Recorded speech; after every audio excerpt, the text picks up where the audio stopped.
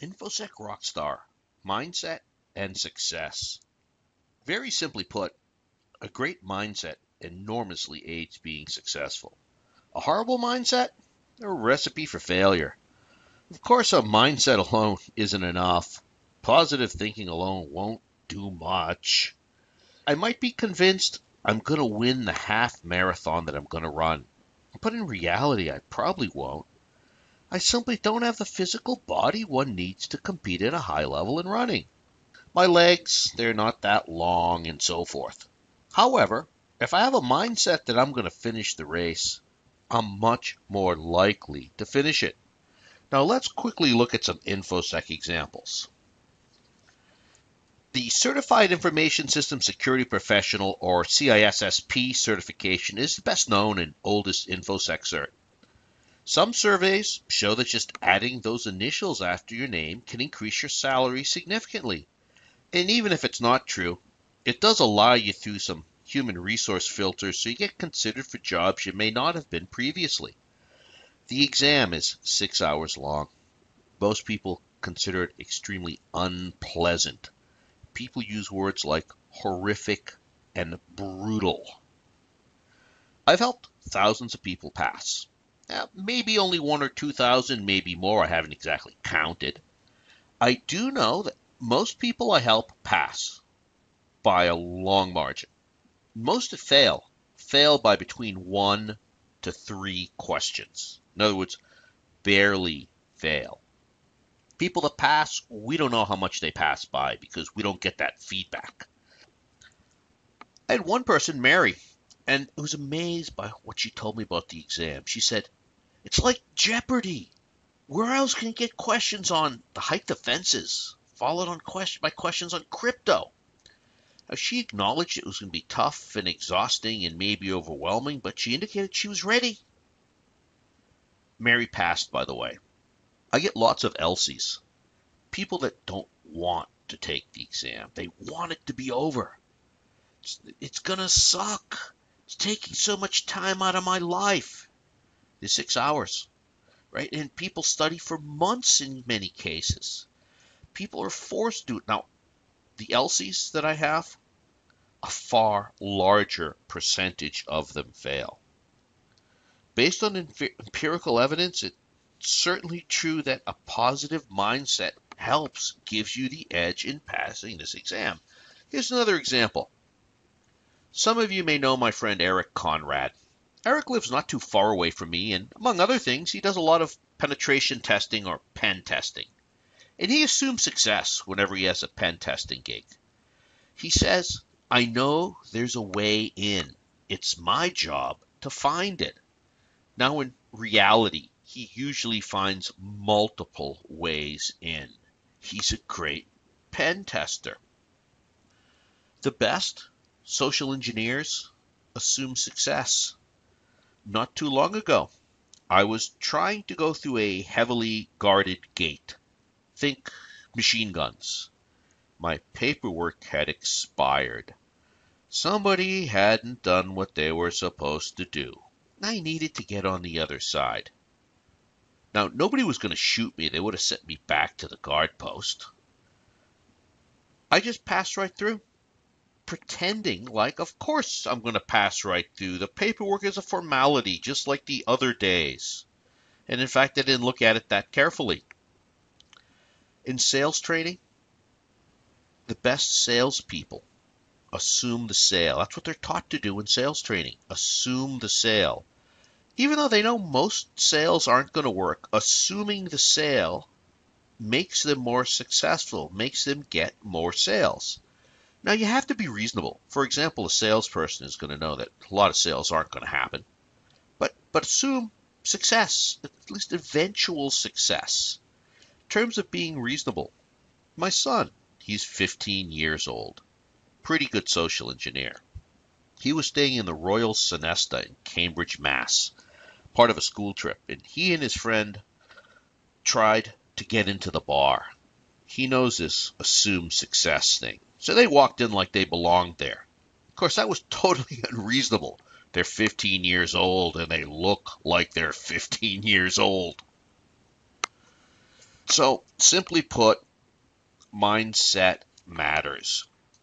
You can be the smartest person in the world, have the best knowledge, phenomenal skills. With a bad mindset, bad attitude, you're not going to get much, if anything, done. Right? What's inside matters. Your mindset matters. Looking at positive versus negative people, who are more likely to be more successful? Who are going to get more done? Who are going to matter the most? Who are going to do the most things that matter? So I have an old friend who has claimed, I am a member of the permanent underclass. Now we see a shanty town there, South Africa, basically a slum. He didn't grow up in a slum. Definitely middle class. Plenty of food to eat, a roof over his head, not a corrugated rusty tin roof, supportive parents, and he's a very smart guy, but his mentality is, I'm a member of the permanent underclass. Look at Warren Buffett. He's been quoted as saying, I always knew I was going to be rich. I don't think I ever doubted it for a minute. Okay, so what's my old friend doing today? Well, last I talked to him, he was unemployed. Now, he may have been on disability, I'm not sure, but he was not working. How about Warren Buffett? You may or may not like him, but he's giving billions of dollars to charity, billions to good causes. Who matters more? Who's done more important things? We can track that to mindset. That is a key component. Probably not the only thing, but I'll be honest, my friend is possibly smarter than Warren Buffett. He's a brilliant guy. We saw that picture of true poverty, that shanty town. And if you live in poverty, true poverty, you are going to have fewer opportunities. There's no question. Fewer opportunities than most of us. But it is possible to break out. 2 case studies, people I know. First of all, Miss K. She has a college degree. She's adopted a child. The mother, a relative, lost permanent custody of, termination of parental rights. She's studying for her master's. She has a good job, decent job. Her sisters, they're drug addicts. They've both been in jail for violent crimes, as well as drug offenses. One is constantly in and out of jail. Mother's boyfriend, he just got out of jail. He was in jail for 2 years. Father was a drug dealer. He's passed away. He got the sisters addicted to opiates. She broke out. She's doing well.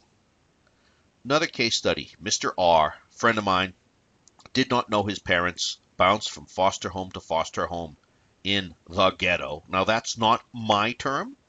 That's the term that he used. Also mentioning where he came from to the LA Sheriff's Department when I was doing some work with him. They used the term the ghetto as well. Didn't know his parents. Okay.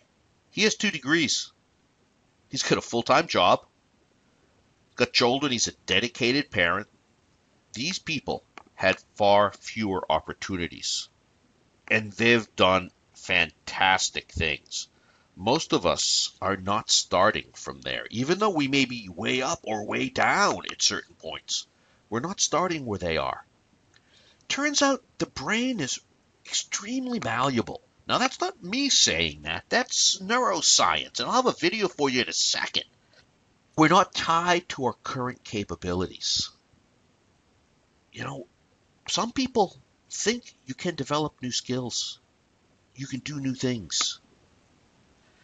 And it turns out in those people, the brain is most active when they're receiving information on how to get better, on how to improve. Some people believe abilities are fixed, like they're a permanent member of the underclass. They don't tend to try new things. They don't tend to do anything different. Their brain is most active when they're getting feedback on performance. Now, we all have some of both beliefs. I definitely believe you can develop new skills and hard work matters. But there's been historically some part of me, and I'm sure there still is, that thinks I'm not good at certain things. Simple example. I've always believed that I am not good at languages. Even though I grew up bilingual, I'm not particularly good at learning languages. That's true.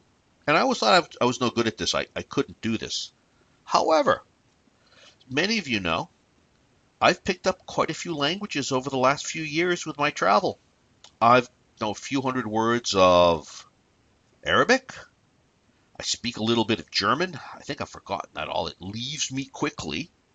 I picked up hundreds of words of Bahasa Indonesia when I was there, for example. So I did believe that I'm not good with languages, I can't learn them, and I've learned that's not true. Maybe it's harder for me than other people. I don't know, but I can do it, right? You can develop new skills. I do believe that. Now, there is a great video talking specifically about this by Eduardo Briceño. It's from TEDx Manhattan Beach. It's on YouTube. I suggest you go and watch this. And this is not just Eduardo espousing his personal views. This is all backed by science. Turns out your inner reality creates your outer reality. Input determines output, right? We know that. The algorithms matter. I mean, the work that you do matters, but input determines output. And a lot of the input comes from within. My 93-year-old father, whose body is failing, he's not well, mentally he's fine, talks about how some people see the glass as half empty, some as half full, and then he adds that some see it as half full of urine.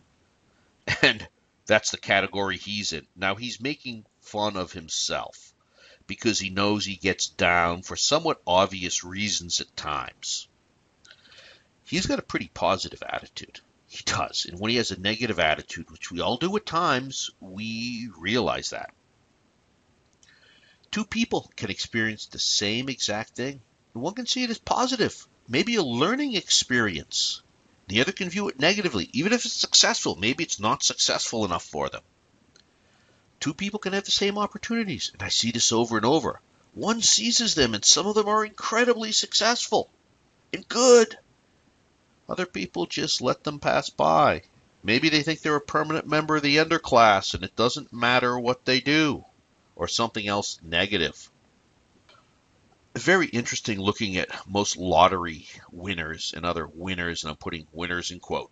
Most of them end up broke and unhappy. Turns out they just weren't ready for that level of success. Their inner reality was not ready. They couldn't handle it. Google this, you'll find lots of examples. Here's two case studies. First of all, this guy Bud Post won over $16 million US. He's totally broke now. He's quoted, "I wish it never happened. It was totally a nightmare. It wouldn't be a nightmare if it happened to me. I wouldn't blow it all." Personal case study. Three sisters. I know them. Inherited a small fortune. Each of them. From somebody passing away in their family. Two were dead broke 6 months later. They spent the money partying, which is a euphemism for alcohol and illegal drugs. One invested in a reliable car, and invested is the right word. She didn't go buy something extravagant, but a car that will give her good service, hopefully for many, many years to come. Paid down some student debt, and I believe she's made a down payment on a house. Last I talked to her, about a week ago, she had found a house and had made an offer she was pretty sure they were going to accept. And assuming she's done that, she still has some money left over. What's the difference? Mindset, right? So, we've talked before on success and how success means different things to different people.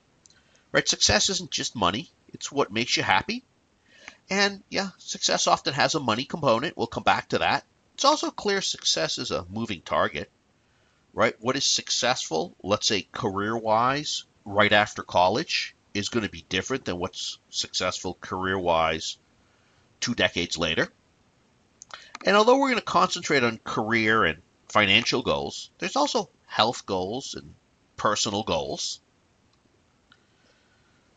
So most of us consider money to be a part of success. Maybe it's cultural, but it's certainly true across most of the planet.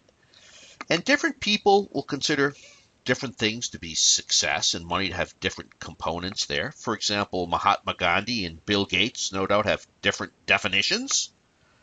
Probably more overlap than we would believe, but different definitions. Now, the problem with money is people often have very ambivalent feelings. A lot of people think money's evil. A lot of people hate rich people. It's those 1%, the richest people. Right? That's some of the biggest nonsense I've ever heard. There's great rich people. There's horrible rich people like anything else. Some people, if they see a Rolls Royce or a Lamborghini or a Ferrari or other very expensive, get very upset. How dare they spend the money on that? You know, if you have negative feelings towards money, you're never going to have a lot of money. Just like some women have very negative feelings towards men. Men, they all cheat. They're all evil. They're all lying bastards. And men are equally the same with women. Hey, if you have that mindset about men, you're probably never going to have a good relationship with a man, right? Money, it's only evil if you acquire it in an evil way or if you use it for evil purposes. Otherwise, it's great. Money is inanimate. It's no more good nor evil than a pepper shaker or a pair of pliers or a kitchen table. And that's just common sense.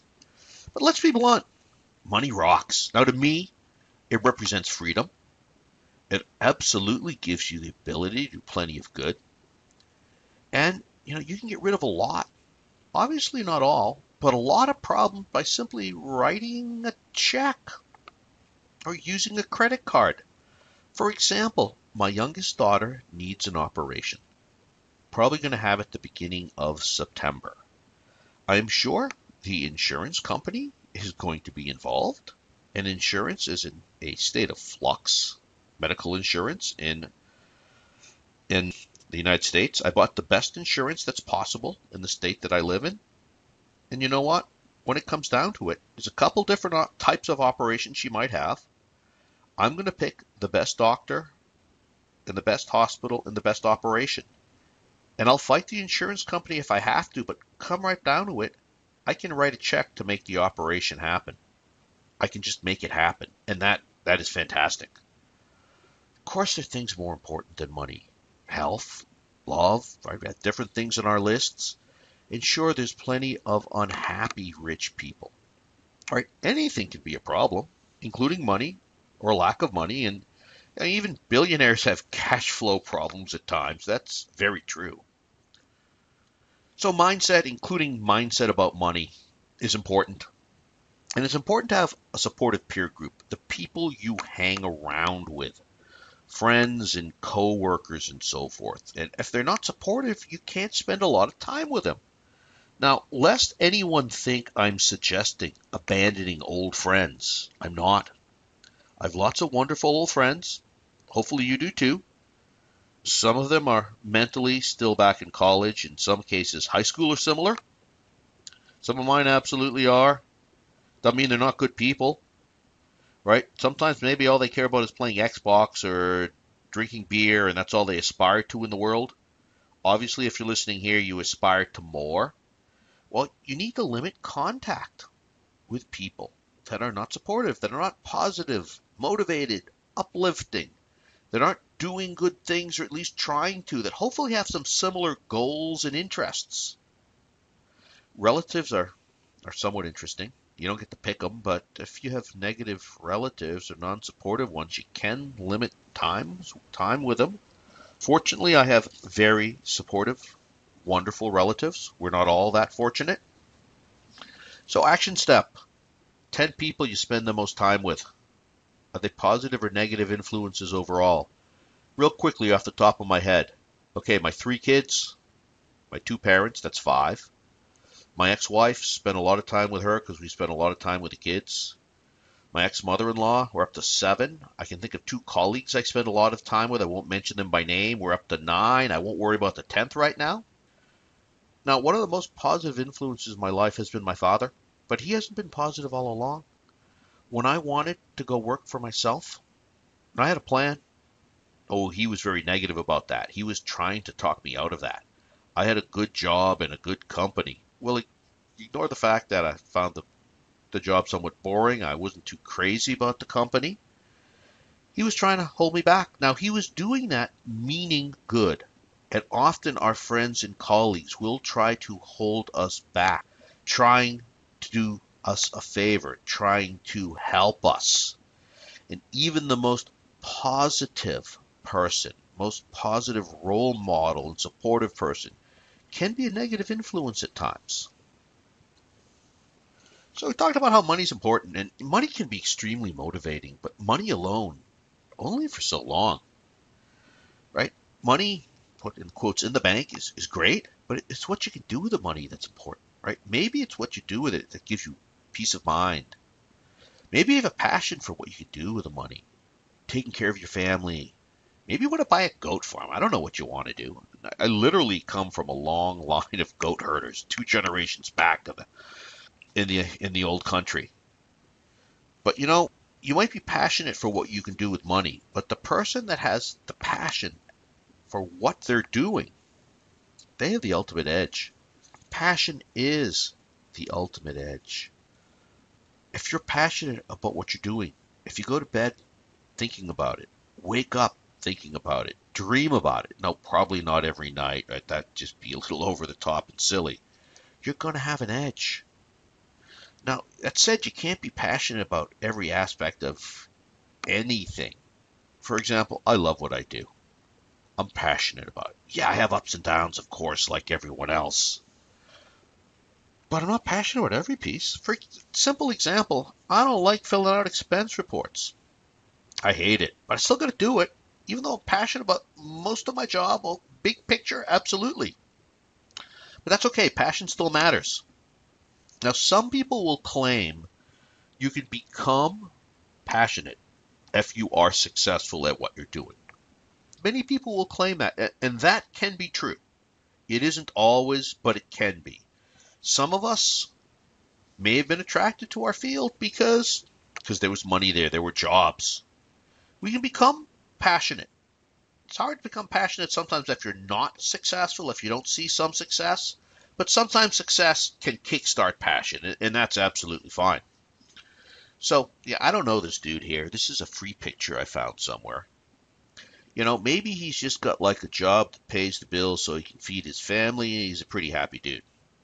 I would like to think it may be true that he's passionate about having a clean and beautiful environment. And that could very well be true.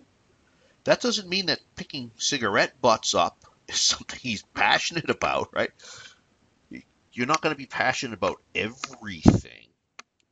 But even if you're not passionate about every piece of your job, maybe it's a stepping stone to something you're more passionate about. You still need to do a great job because it matters. It shows you're serious. It shows you're a professional. So we want to do a great job, but not a perfect job, because there's no such thing as perfect.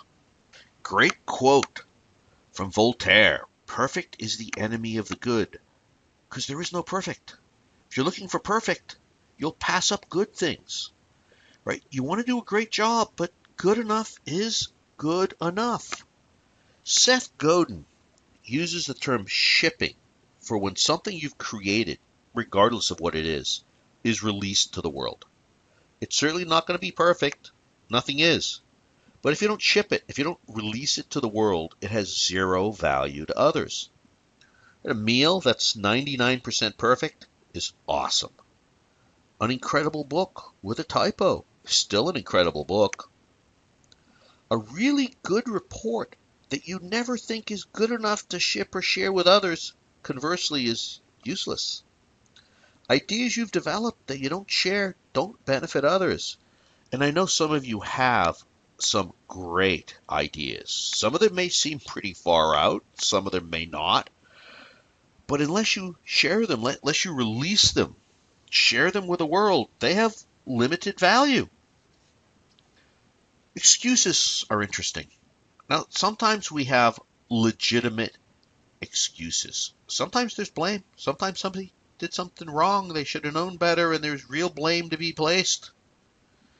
People need to know they're being held accountable. There can be legitimate complaints, but we don't want to focus on excuses or blame or complaints. They're negative.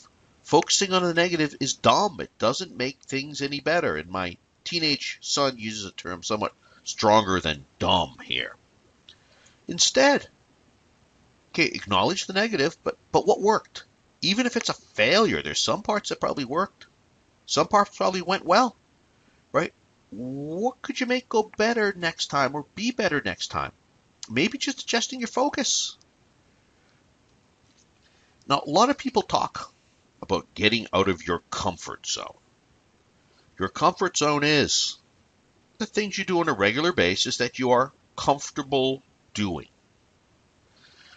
And people like to talk about how magic occurs when you're outside of your comfort zone. Okay, the word magic is a little too strong for me. I should say some amazing things can happen, some successes can happen that you've never experienced because you're doing things you've never done before. Now, I don't like to talk that much about getting out of your comfort zone. I like the expression expand or expanding your comfort zone.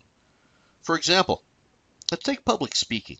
Okay, critical professional skill, whether you're speaking in a small meeting or in front of a big group of people, and a lot of people are terrified of public speaking. Let's say we take somebody who has done close to zero public speaking, maybe zero, and you put them in stage in front of 5,000 people with 40-foot monitors on each side with giant versions of them so the people in the back can see them. Is that a good idea? Of course not. They're going to freak out, right? They're probably going to fail. They're going to be terrified, horrified. But they could easily stretch their comfort zone by talking to small private groups, working their way up to larger and potentially more challenging audiences. Now, friends and colleagues of mine will absolutely attest that I've enormously expanded my comfort zone over the last few years.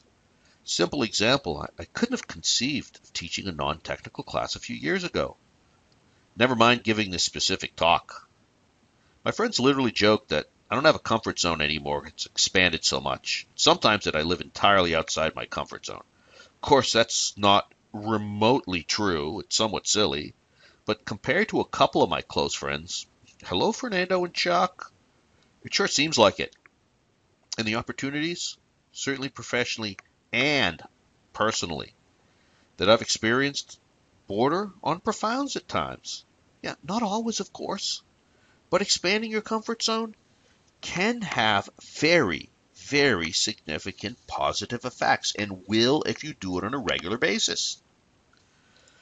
Now, I'm going to define a rut as a small, restrictive subset of a comfort zone. In a rut, meaning in a pattern of uninspired routine that continues unthinkingly, is not a good thing. And if you're in a rut, it's often obliviously you don't know. First step is getting out of the rut. If you're in a rut, you're not going to expand your comfort zone. But you could be in a rut and not know it. Right? Just do different things. And humans don't like to do different things. We like to do the same things, even if we think we like to do different things. You listen when you normally talk. Try eating something different. Right? Try reading instead of watching video or vice versa. I'm a reader, but I've started watching more videos just for a change. And I'm definitely a coffee drinker. There's no question. Guess what? I just bought 2 teas. 2 South African teas, a rooibos and a sugar bush. And I'm occasionally having tea instead, just for something different. I'm also infusing various types of alcohol with those teas as well, but that's a different story. Right? Skip something, add something, change something, just do something different.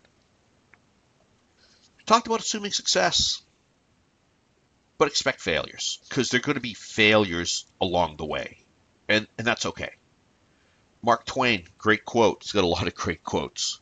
Why not go out on a limb? That's where the fruit is. So going out on a limb, that's expanding your comfort zone. Of course, there's some risks. But for us, for most of you listening, probably all of you, there's rarely serious risk. It's not like you are a small-time crook and you're deciding to take up armed robbery of like Fort Knox. Right? That would be expanding your comfort zone, but you're probably not thinking about that. You know, you're probably not a caveman or cavewoman that's come up with a new way to hunt, to catch saber-toothed tigers to eat them, right? Where that, like, if you fail, they're going to eat you. Most failures aren't going to result in a loss of life or serious injury or jail time. Worst case, they're going to be learning experiences. Massive success involves failures. Great quote by Michael Jordan, right? But, let's look at all the people that are massively successful, that have had enormous failures along the way. Dr. Seuss, phenomenal guy. I met him once. His first book was rejected by 27 publishers. 600 million of his books have been sold.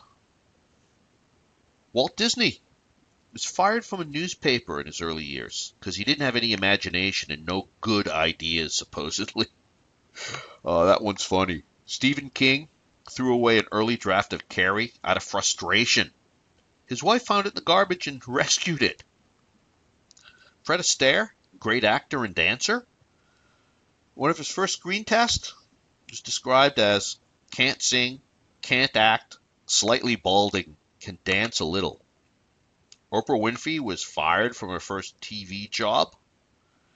The number of incredibly successful people have had some pretty significant failures, some massive failures along the way. It's just legendary. It's never straight up. Mindset makes a big difference. It can make the difference between eventual massive success and a series of failures. Now, mindset alone isn't going to do it. This isn't about the power of positive thinking. Have good thoughts, great things will happen. Nonsense. You need skills. Absolutely. Both traditional geek and non-geek skills absolutely need skills. Now, you can have a great mindset. You can have phenomenal skills, but you still need to do something. You still need to take action. Leonardo da Vinci, described by Wikipedia as a polymath, painter, sculptor, architect, musician, mathematician, engineer, inventor, anatomist, artist, geologist, cartographer, botanist, and writer, and he was probably a pretty cool guy to hang out with as well. He did things. He took action. Love this quote of his. He's talking about how not sitting back and letting things happening to you, but going out and happening to things. So do something. Take action. Warm, fuzzy feelings alone aren't enough, despite what a lot of people will tell you. And that should be obvious. You need to take action. And there's no such thing as perfect action because there's no perfect. Do something. Take imperfect action.